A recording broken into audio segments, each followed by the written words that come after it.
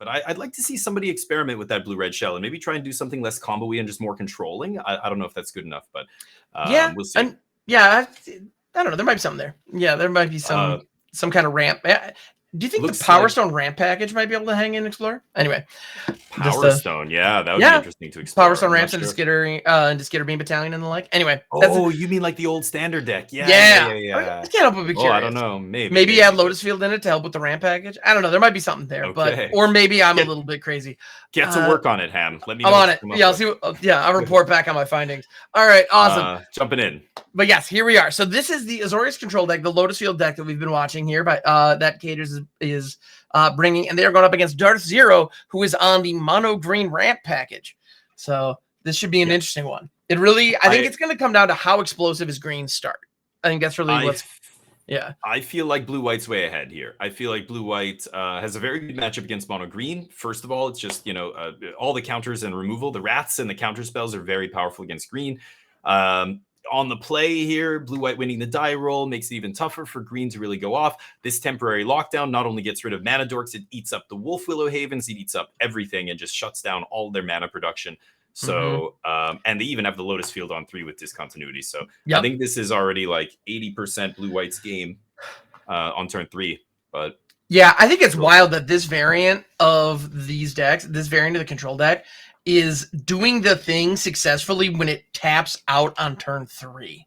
I think that is just absolutely wild, because in my head, in a control deck wants to keep their mana open because the opponent's going to do stuff on turns 3 and 4 that are going to be pivotal for the rest of the game. But the reality is the Lotus Field ramp is strong enough that it's worth it. Yeah. And we were talking about this on the Magic Jank podcast, which everybody should go listen to. On the Magic Jank podcast, I think it was Hollywood was saying, like the blue-white control deck that plays Lotus Field almost feels like a combo deck. You're almost trying to, it is a combo kind of, obviously Proctor plus Lotus Field or whatever, discontinuity plus Lotus Field. But the way you play the deck has to almost be less of a control deck and more of a combo deck in a way. Like it's weird. You have to kind of know when to alternate between control and combo and when to kind of dig for that discontinuity to make sure this Lotus Field, can enter the battlefield, or versus dig for a wrath, dig for a counter like a normal control deck would do. Right. But and right here we have Catters playing a turn 4 Dream Trawler, or no, turn 5. Sorry, but the turn 5 Dream Trawler after turn 4 temporary lockdown to shut down Darth Zero's advance. I mean, this is kind of surprised. Yeah, I'm kind of surprised to see a tap out there. I thought they would leave up discontinuity, but they tapped out for Dream Trawler, and now green gets to resolve the Pelucranos, which is very good against them. It's got reach. It's going to keep that Trawler back. Now, of course, if they can draw one more card here, they can push through that Pelucranos, but they can't. Oh, sorry, your Dream Trawler is going to draw a card. Sorry, it's going to be a 5/5. So they will. Yeah, it will be a 5/5, right? Yeah. So this is a trade. You're either sacrificing Pelucranos or, well, Kiora is on 6 loyalty. So yeah, Kiora doesn't even die here. So you're just but at the same time, they're not likely to. Well, if they activate Kiora, they lose their card draw. So it depends on what Darth Zero has in hand to dictate whether. Yeah, and with no Wolf Willow Haven, Nykthos. I mean, Nykthos is at 4 here. That's not bad, but they're not really going off too hard with ramping, so they're probably not going to minus Kiora unless they have another one in hand. We'll see though. With discontinuity up, I don't think it matters now. I think they can actually just discontinuity and. The upkeep discontinuity, which honestly just feels rude. It's like, I'm going to pass my turn. Oh, wait, just kidding. It's my turn again. Yeah, that's a weird one. Powerful spell. Absolutely. It ends up being an extra turn spell in a different way than we often see. And March is a great pickup there as well. Yep. Yeah, March is fantastic. So that can easily deal with Pelucranos. Yeah, one of the few things that can still maybe turn the game around here for mono green would be Karn, but yeah, I think it's actually too late. Karn's not going to do enough here. So that's it. And yeah, because blue-white on the play there and having the Lotus Field on turn 3, like you said, turn 5 Dream Trawler. They could have turn 5 Discontinuity instead. Either way, it just puts them so far ahead. Absolutely. So this is game 2 against mono green. I expect them to bring in Hour of Devastation or Revelation. Hour of Revelation, yeah. They're taking out all the temporary lockdowns. So basically saying, you know what, I'm going to let you ramp as much as you want. Hullbreaker. Interesting. Yeah, Hullbreaker coming in. It looks like they're pivoting. So this deck is kind of less traditional control and I don't know. This almost, is it fair to say this is becoming Azorius Stompy? Because No. No, not quite. But a guy can dream, can he? All right. Yeah, they put in one big creature. He's bringing all the lobsters. It's Stompy. Yeah. I don't know why. Why do you want Hullbreaker here? Because if they stone brain your Dream Trawler, you want to have another finisher, I guess. I presume that's the logic here, but I suppose. But there's still Shark Typhoon. You still have Teferi, who if left unchecked can make it happen. Yeah, so I don't know. I don't know that that's strictly necessary, Castles. But they also only brought in one. They have two in the sideboard. Right. They only brought one in. So that's why it was just to diversify their top end threats, so they don't get stone brained. But again, like if they stone brain you, they're not going to name. Are they going to name Dream Trawler? They don't care about Dream Trawler, right? They've got a bunch of creatures with reach, Cavaliers, and Polucranosis that can turn into 6/6s and everything else. I would be stripping Teferis or Memory Deluges or something like that, maybe. But and Discontinuity has consistently proven to be one of the strongest cards in this deck. So, I would seriously consider naming that. There are a lot of options. But I certainly wouldn't be going after Dream Trawler. Not leading with the farmland here. Apparently they want to cycle it. I think it's a little early to be thinking about that, but okay. Yeah. They're going to play, just untap land here. Wait for turn 3 to play that Proctor plus Lotus Field. Makes sense. Could play a Proctor here because you have 2 just to put one in the battlefield in case they have something that ETBs, but on turn 3, I don't know what ETBs there's nothing that would actually matter here. Yeah, I don't think so. Troll and Kiora and all these cards don't really ETB and do anything. Right. Once Kiora's online, that Strict Proctor is going to be real. But until then, right. Yeah. Yeah. All right. Here comes Wolfwillow Haven on the untapped land. Always a nice setup. There's 2 more mana back, which at the very least can draw a card off Magbuster. All right. Irrigated farmland getting cycled. Sure. Cycling very early here. Interesting. Ooh, into another field. Yep. Yeah, if you get the Proctor and Lotus Field down on turn 3, that's quite good. So doing it both games here is going to be very tough for Green to beat. Green with a very slow start, no mana acceleration until turn 3 here, which is pretty rough. And no Nykthos, no Wolfwillow Havens until now. Nothing going on over there with Mono Green, unfortunately. A kind of a rough draw, maybe. But this is a bad matchup for them. Mono Green does not have a good match against Blue-White Control. So not surprised to see Blue-White take it down here. I think it's pretty much, again, maybe I'm calling these too early, but I mean, it's like if the advantage bar was on the screen, I think it would honestly be like 90% Blue-White at this point. Like there are outs here, but I don't know what they are. They have to draw something very insane, Mono Green, whereas Blue-White has to draw all lands from here on out to have this be any chance of Mono Green winning this match or pretty winning much. this game. Yeah, the Proctor just freely attacking for 1. Yep. Absolutely. Okay. So another Proctor coming down, sure. Yeah, not enough mana to Discontinuity here, but next turn we're going to be seeing Discontinuity, I imagine. Yeah, Hour of Revelation is fine, but it doesn't really matter here. It's not. Yeah, really, I think you're not going to pull the trigger on this, right? Not unless Dark Zero has an amazing turn. If Zero is able to drop, I don't know, what would it take? If we have some kind of, I don't know. Yeah, well, there's Nykthos. We're now with 6/7 Devotion Live. Do we have Kiora untapping it, dropping Karn? There's Kiora. Okay. Okay. All of a sudden, that Hour of Revelation is looking a little better. Yeah, this is exactly what Dark Zero needed. Yeah. And with no ability to counter anything here. I mean, this is one of the unfortunate aspects. Yeah, we didn't find a Dovin's Veto or any counter magic. This version not playing Absorb means we have a 6-mana counter spell, and then Dovin's Veto is the thing we need to draw to interfere with this kind of stuff. But they find a Troll, a Proctor, and some Kioras here. Now, of course, this is not gonna. Yeah, 2 strict Proctors. Lining up very nicely against these triggers. Do you want to be drawing the card? Do you want the Cavalier to fire? There's some mana back, but I believe there's only enough to clear 1 of those abilities. One of those. Yeah.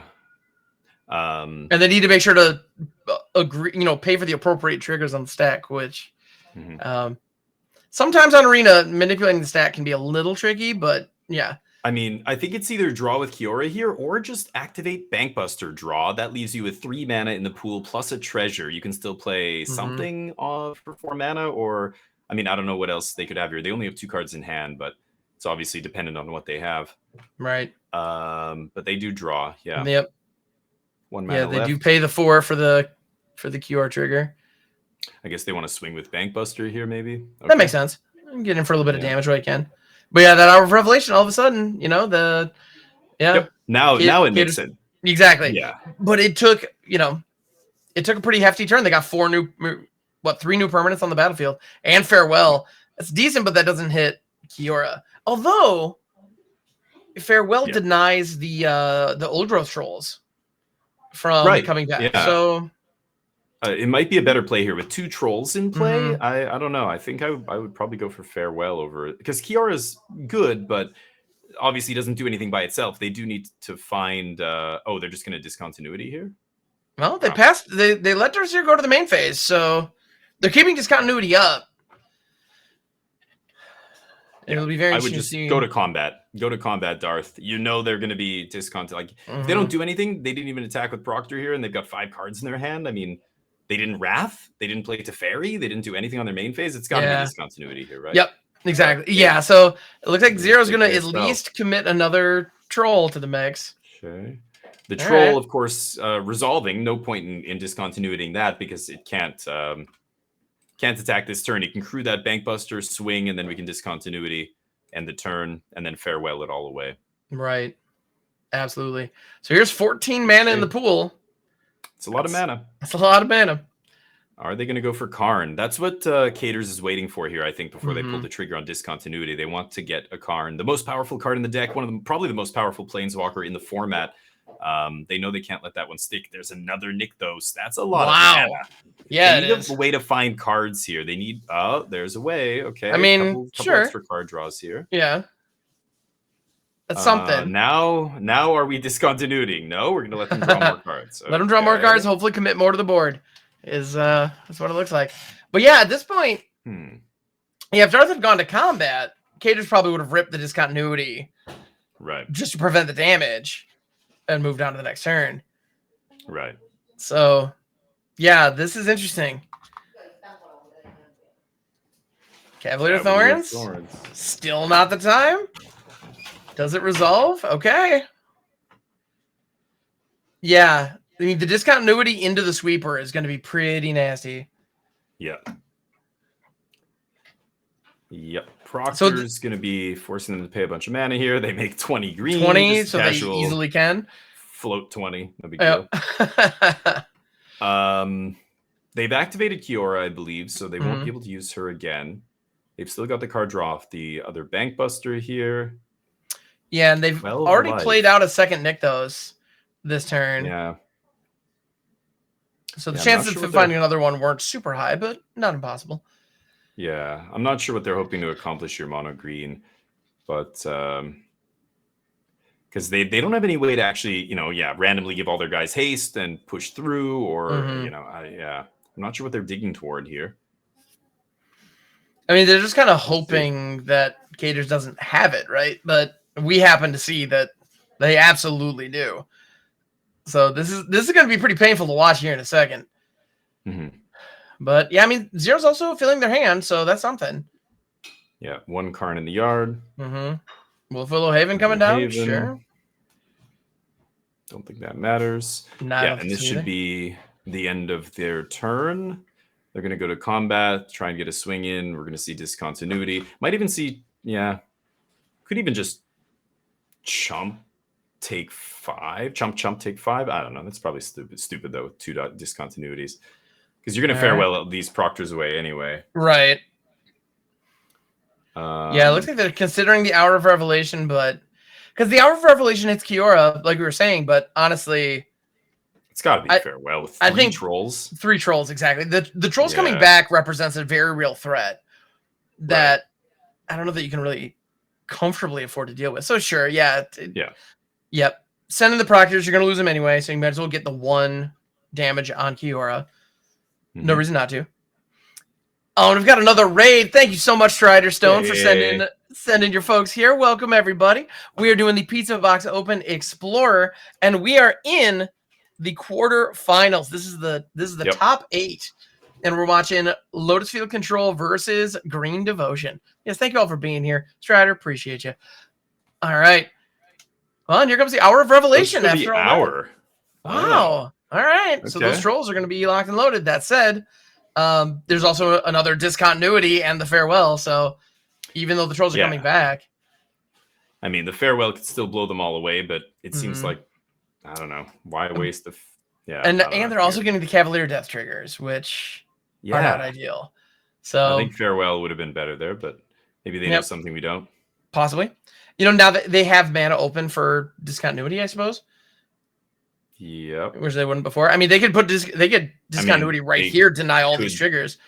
Yeah, but again, you could have farewelled everything away and then just discontinuity on their upkeep. And I think that would have done it as well. 3, 6, 1, 2, 3, 4. Oh, I guess you didn't have enough mana to do both, but well, and we have another situation where, well, now we know Zero has Karn. So yeah, I'm assuming you wait until Karn hits the stack and then you discontinue. I think I pump my Lair of the Hydra and crash for a bunch of damage here.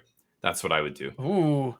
Because Karn is never resolving here. Force them to use their discontinuity to blank your attack so that your Karn may have a chance to resolve. It's one of their few counter spells that matter here. And they go for the Karn, so yeah, this is just going to be bad for them. Yeah. But of course, they don't know that we have discontinuity, but you know you're playing against Lotus Field deck. This is the kind of thing that they're going to have against you. How do you minimize the damage that discontinuity does to you? It's by forcing them to use it to stop your combat, or forcing them to use it to stop some activation that's already on the battlefield, so that maybe later you can resolve the thing you want to resolve. Because if you get caught with your best card on the stack and they discontinuity, oof, Yeah, definitely. Because they're at 12 here. Like that Lair of the Hydra could have gotten real large. Well, it still can is the thing, because those.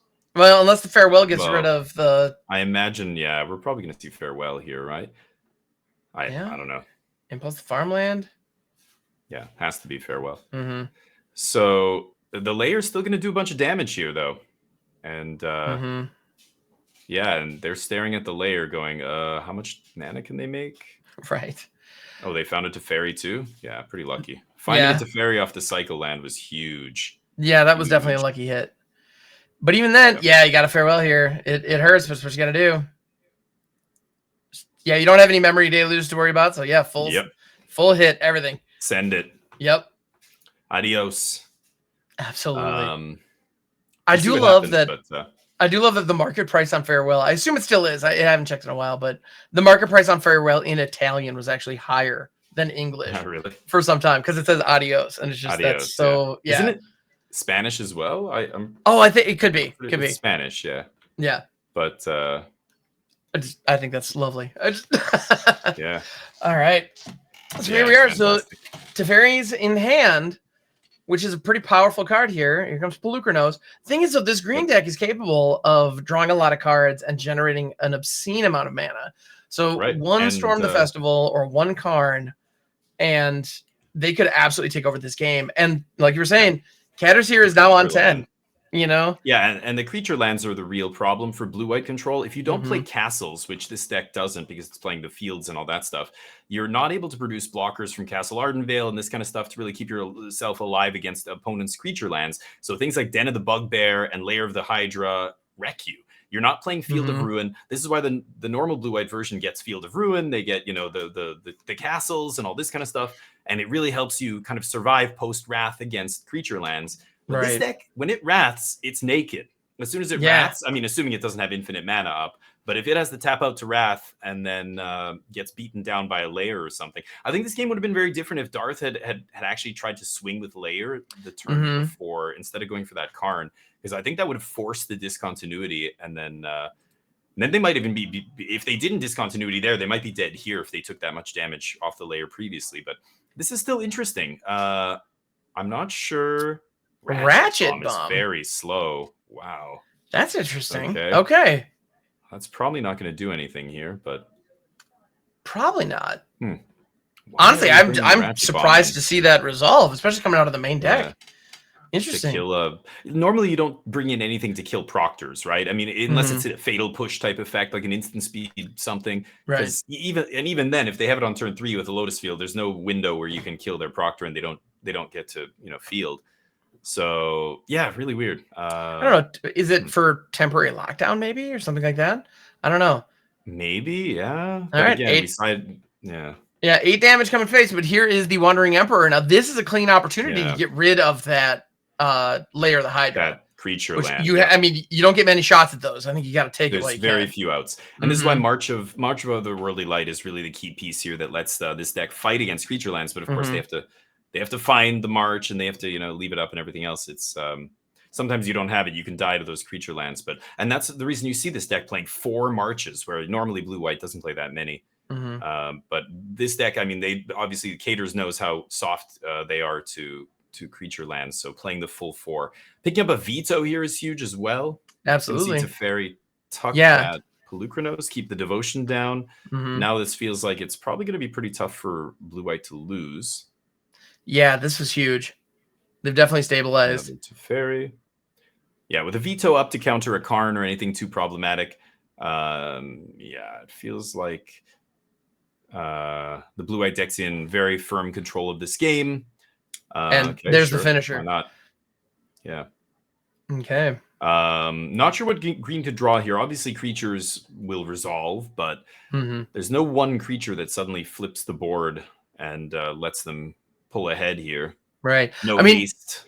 Yeah, exactly. The cards that would really help them get back into this game are ones like Storm the Festival or Karn, and the Dovin's Veto can clearly answer those. And so the Dovin's Veto going after the Bankbuster, it is a 4 damage threat later, and in the meantime, it's a card draw engine, so you can't.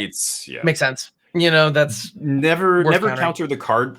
Don't counter the card draw when your opponent's got a bunch of cards in their hand. But if they have one card in their hand and they go to draw more cards and cast the Bankbuster or whatever, then you got to counter it. But because decks like Greasefang have fallen so far out of favor, people aren't bringing in graveyard hate.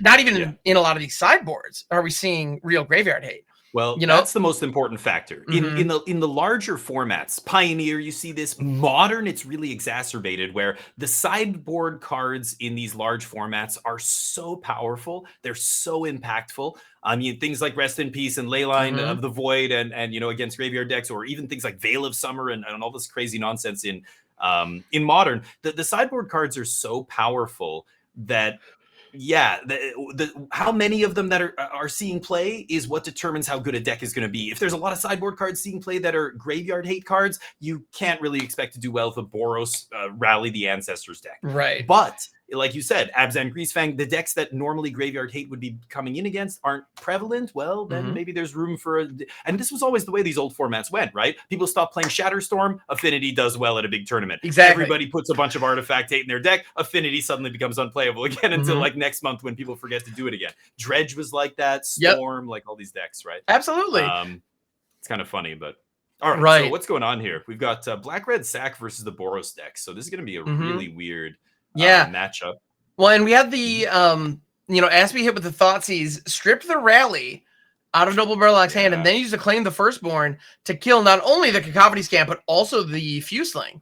So those were some very efficient plays by Aspie. Again, we know that Thoughtseize and claim and even any removal that they do have won't matter, because at this point, if they top deck a Rally, if the Boros player top decks a Rally, all of that gets undone, and they probably, die on the spot. The Aspie's going to die on the spot. So it's very really weird. Like Thoughtseize, Duress, all these things, they can't stop your opponent from just ripping it off the top. So it's weird. It's like now Aspie's playing with like a giant axe above their heads, where that axe could fall at any time, and all they have to do is top deck a Rally, and you're in deep trouble. Again, every Thoughtseize, every removal spell is actively fueling the Rally that could be at any moment. So this is scary. Conspicuous Scoop, Snoop rather, showing the Fable. The Conspicuous Scoop. That's what he should be called. Conspicuous Scoop. Scoop. I think that's what this deck should be called. The Conspicuous Scoop. So here we have a situation where the Fable is live, and that Skirk Prospector. Wow, Deadly Dispute, the Witch's Oven. that tells. I mean, if I'm Noble Murloc, Yeah. I'm pretty happy to see that. Which it's certainly not. It's not necessarily a bad play. But it's definitely it's a signal exactly that they're missing a lot of key pieces. Yep. And again, you do not care about swinging here. Oh, land on the top is not bad. So we can sack to get the mana to play Fable here. Sack using Prospector, of course. And again, we do not care if our creatures die because eventually we will bring them all back. Now, this Fable is going to dig us to a rally, I think. Or that's what we're trying to do here. That's the goal. Yep. And so that attack was interesting because had the Harvester blocked, then it would have been able to deal 1 damage, take the Harvester out. In which case, okay, Noble Murloc's not mad at that, but because they didn't do that, they were able to use the Scamp as mana. Right. And all right, so the Snoop now is biting it, but that Prospector's still here. We know a land is coming. So treasure off the other Goblin Shaman plus draw 2 fresh cards if we need. That's scary. It's very scary. We could even see a rally here. I guess they would need. So normally, obviously, you'd like to hit a land drop here, but I think you gotta let it go. And the Battlecry Goblin, that's not bad. Yeah, gonna swing, get a treasure here. Makes sense.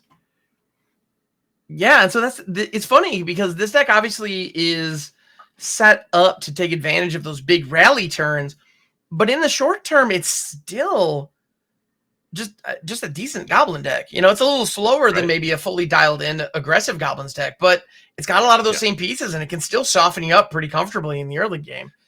And we're seeing that happen here. Now, that was interesting. They blocked with the Hive there, and Noble could have sacked Prospector plus Treasure to pump the Goblin and trade with the Hive, but they chose not to. They're hanging on to their Skirk Prospector. I guess they need the mana here to cast a rally, I'm assuming, so they can't let that go. There's a Devil. That's going to kill the Prospector. Easily. Yeah, now... Well, it is unfortunate, but at the same time, with the Skirk with the Mayhem Devil on the opposite side, Skirk Prospector is not exactly where you want to be. Right. So and that land is actually pretty important there because now we have 4 mana. Double white off the treasure means we can actually look at this. Spicy. Give that Reflection haste. But now you can't pump. Are you gonna swing with both? I guess so. So any rally off the top here is going to be almost certainly GG, right? So we have the 4 mana, we have 2 white sources. Now we do not care if our creatures die. So happy to trade here for the Devil, the ping. And this was brilliant on Aspie's part, letting the 2 mana creature get through. The Mayhem Devil could have stepped in front of it. However, then it would never have been sacrificed, and therefore they wouldn't have gotten the Mayhem Devil trigger. So by letting the temporary one connect for 2, that allowed him to kill the permanent one with the Mayhem Devil trigger. So it seemed pretty good. And at this point, Murloc just needs to find some action. And they found another white source, which cool. Oh yeah, and 1 rally off the top is Aspie knows. Yeah, they're 1 rally away from death. So max damage here. Put them under pressure. Get this game over as quickly as you possibly can, because again, that axe is dangling above your head. It could drop at any time. So this is 6, 7, 8, 9, 10. It's not lethal. 11. So not lethal here. Ooh, and push. The fatal push, that hurts, but we're still alive, and that's all that matters, which means again, rally off the top. Ooh, not enough. That's not gonna do it. Yep. Unfortunate. Yeah. So at the end of the day, there were a couple of draws there. Had they gone differently, the result of that game would have been different. Yeah, no, this is great. This is lovely. Perfect weather. Yeah. I like it a little chill. Okay, are we going to play this game? I think we are. The hands have changed again. It's looking that way. Here's hoping. Also, I'm just realizing Noble Murloc's commitment to the Goblin bit with the Goblin pet even. Kind of love it. All right. Well, how do you, if we're playing best of 1, I guess? Yeah, I don't know. Okay, so they restarted again. I thought maybe it was a mulliganing thing that messed up there, but there's the Fuseling. Yeah. So the Fusing, then here comes the Wily Goblin. That's going to generate the treasure token, which is going to bring out the Skirk Prospector. Ooh. And we've got a rally in hand, so we can sack our entire board here and then rally. That's nasty. Yeah. And now, comfortably attacking with the Fusing. Go on, opponent. Block it. I dare you. Yeah. Make my day. And at this point, if Aspie even attacks, which I doubt is going to happen, but if she did, Noble Murloc would be able to even just double block and not be too worried about it. So yeah, Right. Bloodtithe Harvester hitting the Skirk Prospector. And the Fusing getting picked off too. That makes good sense. Ooh, that was a nice pickup. That means untap the 4th land next turn to rally for 2 and bring back the entire team. Absolutely. Here's the conspicuous scoop. No. Yep. Finding a Battlecry Goblin on top. Okay. Nothing wrong with that. Claim the Firstborn. That's unfortunate. Okay. I might block here. The only thing that really wrecks us is a Thoughtseize. And obviously they don't have a Thoughtseize yet because they would have played it already this game. They might have top decked one here, but yeah, easy block. Yep. Okay, Oven is decent. That allows for the Snoop to get the Snoop. But this is GG. Oh no, rally. If they rally here, they won't be able to give haste, right? So no, they won't. Yeah, so the Battlecry Goblins need to come out. The moment the Battlecry Goblins are in the mix, that changes everything then. Because we have a Skirk Prospector and the Wily Goblin. Wily Goblin generates a treasure, Skirk Prospector comes up, and you could then sacrifice one Goblin to get the other mana, and haste is live. So that's it looks like no Thoughtseize. That's the only card we needed to fade here. And no Thoughtseize from Aspie means it's time to rally, baby. Get those ghosts, get those dead old people onto the battlefield, and let's slap. Absolutely. Let's see if we can do it here. The double block forces the Mayhem Devil shenanigans to take out those. Oh, all right, sure. Oh boy, that's fair, but why not two? And again, I like the synergy here with the Skirk Prospector, of course. Like you mentioned before, Rally the Ancestors, exiling all the creatures before they, at the beginning of your next upkeep, so you can't do it again. But with Prospector, you just guarantee that none of these creatures are going to get exiled. Instead, I'm just going to turn them all into red mana here. So we're probably going to see a couple get sacked here, or at least one to make one red. Yeah, I'd imagine the Skirk Prospector is probably going to sacrifice the Wily Goblin here to start. Yeah. Yeah.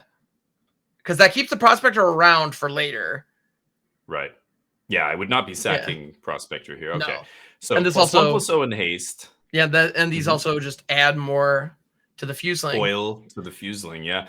Now, this is 2 triggers from a Mayhem Devil, which is really interesting. I just realized, Mayhem Devil triggering off any player sacking a permanent means Prospector actually is going to generate a lot of Devil triggers here if they keep sacking stuff. And this is unfortunate because, the Fuseling is going to get taken down. Yeah, and you can't sack in response, of course, because that'll just generate more triggers. More triggers, exactly. Okay. Yep. So now only these 2 have haste. Yeah. Only 2 creatures here. Mayhem Devil is a surprisingly clean answer to this setup. Right, to the Prospector. And it's funny, this Goblin deck just absolutely all in, playing almost no interaction. I mean, aside from pinging with, what is it called? There's a 2-mana Goblin that dies and pings something equal to its power or whatever. The Cacophony Scamp, Cacophony Scamp. But other than that, there's no real way to interact. There's no hand disruption. There's no removal. There's nothing. It's just all in on, let's get super aggressive and then rally to keep the pressure up later in the game. So here, only 4 Goblins in the yard. But again, needing to sack to make that mana to give everything haste last turn really was devastating because of these 2 Mayhem Devils in play. So and it would have been just the same old story, but without enough to hold it down. The 2 Mayhem Devils in play absolutely won that.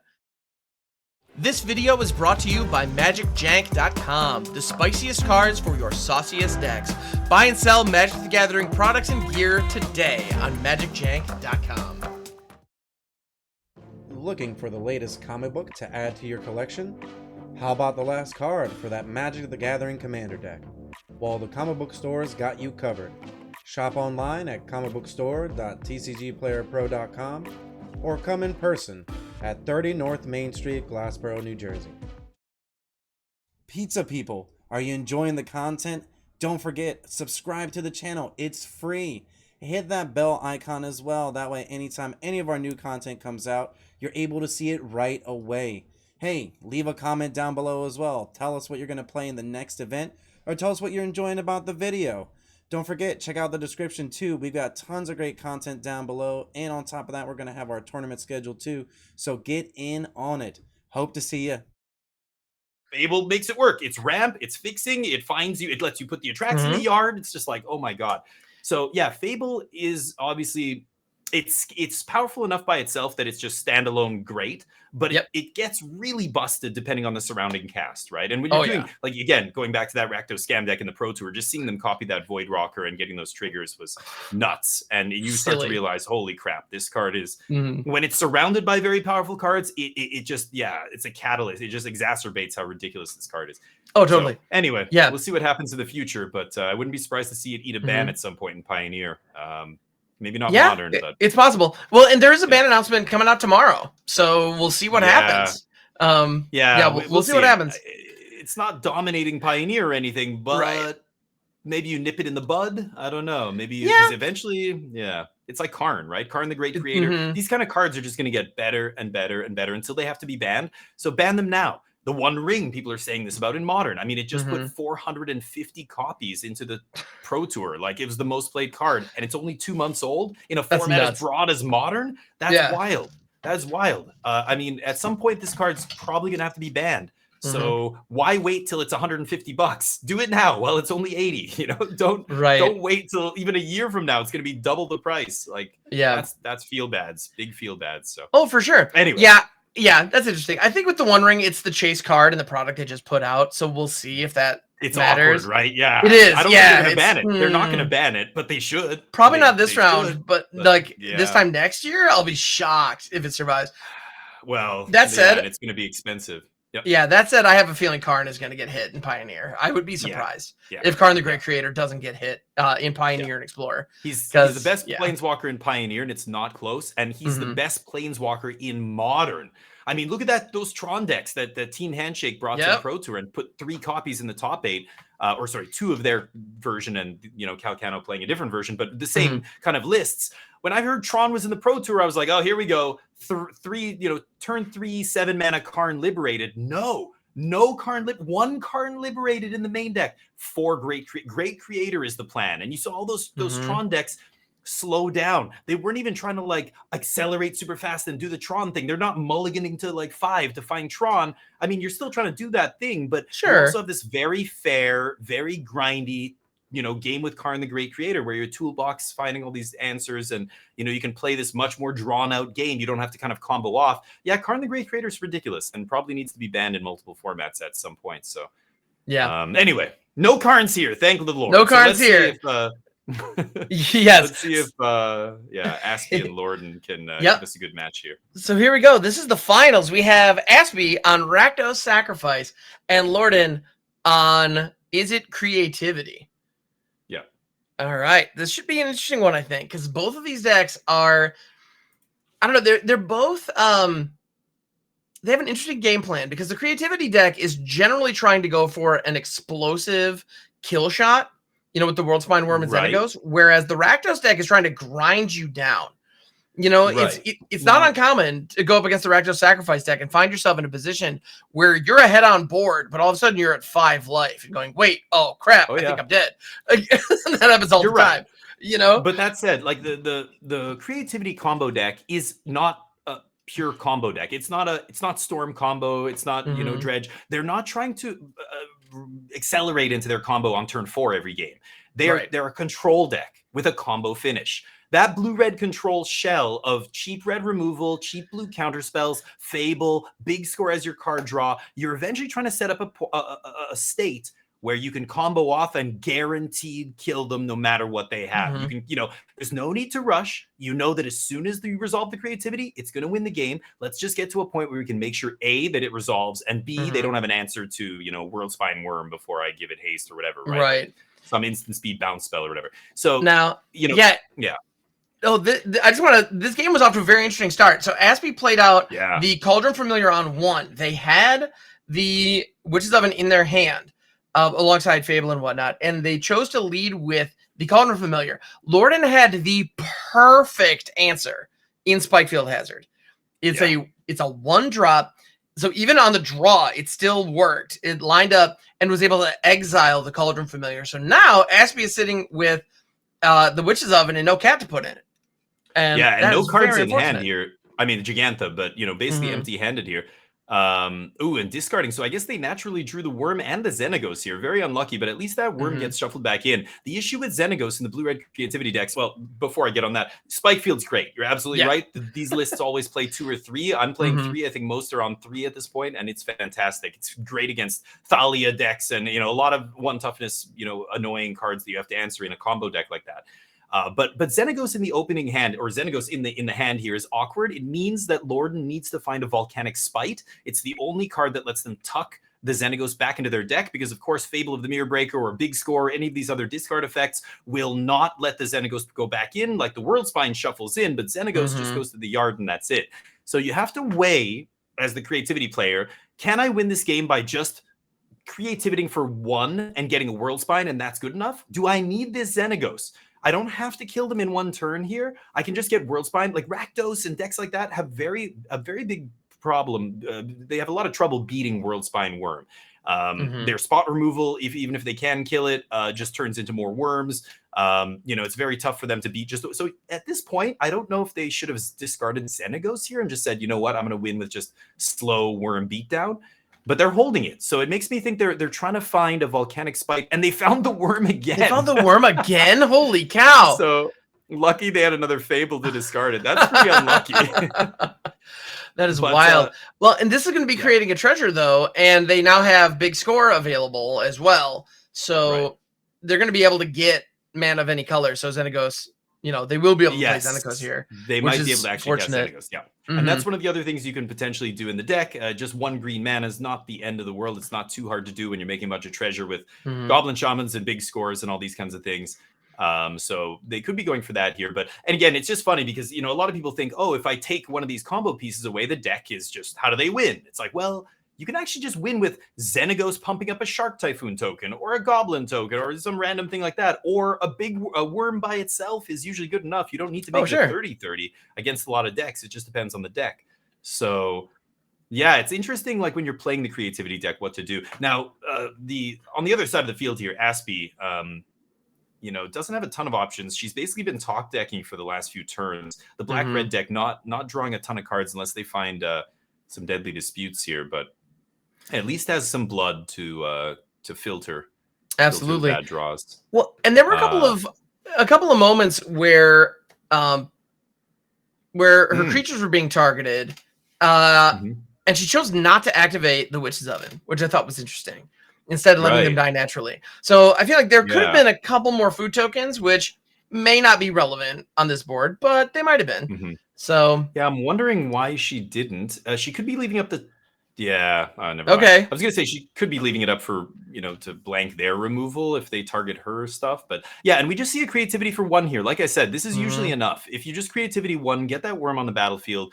It's very difficult for Rakdos to deal with the Worm, even if they can kill it. It's not enough. They need to kill all the tokens after, and they can't race it. So yeah, this black-red sacrifice deck is a very grindy, slow deck, killing you by 1,000 cuts. And that's not going to be fast enough to race a 15-15 trample here, or 3 5/5s with trample or what have you.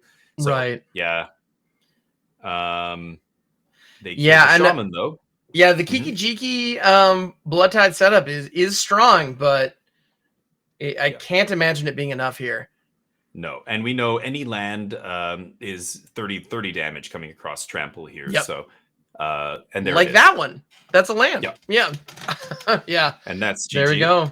Yep. So not surprised to see that go creativity's way. I think black-red was off to a little bit too slow of a start. And again, they need to find their early disruption. They need those early thought seizes and duresses to tear apart the hand. They had 1, but that was it. And even though the creativity deck drew pretty poorly, drawing the Worm twice after like drawing it and then getting rid of it and then finding it again like 2 turns later is pretty unlucky. But they did get lucky drawing multiple Fable of the Mirror Breaker. They were able to discard it multiple times, eventually cheated into play, and that was it. Absolutely. So let's. Well, it's funny because Yeah. Oh no, I find it very interesting as well. The World Spine Worm, the downside of it that it shuffles back in from the graveyard, preventing it from being reanimated, ends up being just a massive advantage to these creativity decks, because just being able to comfortably loot it away and get it put it right back where you need it is incredible. That's why a lot of people were asking when Reed Duke won that last the Pioneer Pro Tour, not the last Pro Tour, the one before that, with that deck. And people were like, really? Worm Xenagos? It seems so like it's kind of because you've got a lot of creatures to choose from. There's a lot of great, options to, if you're going to cheat something into play. I mean, there's lots of things you could go with, right? Why Worm? And you just answered it. Like, that's exactly why. You nailed it. Just being able to cleanly discard your Worm and like your combo piece so that you can find it later is so clutch. Only Xenagos is kind of awkward where you can't do that, but the Worm just going back, getting shuffled back into the deck it's got that Eldrazi effect that's so good, because drawing it at any point in the game is usually terrible. So right. All right, so Aspie here going with some interesting lines using the Deadly Dispute on the Witch's Oven. Lorden, a little impatient here. A little bit. Is Aspie going to Thoughtseize? I mean, she's thinking about it, right? There are options here. She could Thoughtseize, she could play Familiar, but she opts to save that treasure. I like that. Yeah. So I'm wondering, are we going to see a Cauldron Familiar sacrificed to Casualty Obnixilis, maybe? Not this turn, because, you definitely want to make sure they don't have a counter spell. If they've got... sure. Oh, wow, and they drew the Worm again. So they're going to big score the Worm away. I would take the... You got it. I mean, getting a clean shot of the creativity makes a lot of sense. Yeah, I don't know. I think I'd take big score there, because then you strand the Worm in their hand. They can't get rid of it. They can't ramp. And it denies the tokens, so okay. Yeah, it denies the token. They've got tokens in to make the tokens to creativity, but with the Worm in their hand, they can creativity for Xenagos. Xenagos doesn't do anything. It's go get Xenagos all day. Yeah, and if they can't discard that Worm, then it feels pretty good to... Okay, so Aethergust can bounce the copy here, and then they won't get an Obnixilis trigger. You could either bounce it on the stack, or you could let the copy resolve and then bounce the copy while the original's still on the stack, and that way they can't activate it. Either way, I think we're going to see Aethergust nab one of these Obnixili, but the other one will resolve. And then I think it's going to be big score. Yep, and the copy can go wherever. It's not going to stay there. So, yep. Yeah, exactly. All right. Big score is going to be very nice here. Just being able to put that Worm back in the deck so that now any other creativity we draw, or Lorden draws, is going to be very tough to beat. Now, interestingly, good here. Lorden took the damage rather than just discarding the Worldspine Worm right then. Right. Oh, yeah, because they probably want to discard the Worm to big score. They might have other stuff they want to hang on in their hand, but that's a good point. They could have discarded it to Obnixilis there if they wanted to save the damage. But they're sticking to their guns. They're not discarding anything. They want to hang on to their entire hand, which at this point they have, they're still at 14. Aspie doesn't have a particularly assertive, board state at this point. So, okay, taking some damage here. Yep. Not a big deal. Still at a decent life total. Yeah, and actually Aspie's life total is special thanks to their own shock lands primarily at this point, which is kind of unfortunate. All right, so Ramen Apparoos is coming down, and here comes the Mayhem Devil off of the Unlucky Witness. So that is right on time. That's fantastic. Yeah, I think it's a little too small ball here. I mean, you've got some pings now. Yes, the treasure is going to do 1 damage, and they're going to take damage off their treasure, but it's 1, 1, 1, 1. Your opponent's going to go 30 to your face in one shot here. So yeah. And if they drew the creativity, that's that. Like if Lorden has creativity in hand, it is over right here, right now. Right. Exactly. It's so on the spot. So not enough disruption, not enough Thoughtseize duress, only one again. Yeah, and that's GG. Ouch. Yeah, combo deck taking it down. No surprise there. The combo deck is very good. I played it a bunch on ladder. It feels very, very tough to beat. It's very flexible. It's adaptable. I think it takes a little bit of practice to play it optimally, but Lorden must have played well this tournament because they take it all down here. Absolutely. That's a large worm. It sure is. Yeah, it's interesting actually. Especially because, as I understand it, the Pioneer Indomitable Creativity decks have kind of moved to more Magma Opus, Torrential Gearhulk as the kind of the package that they run.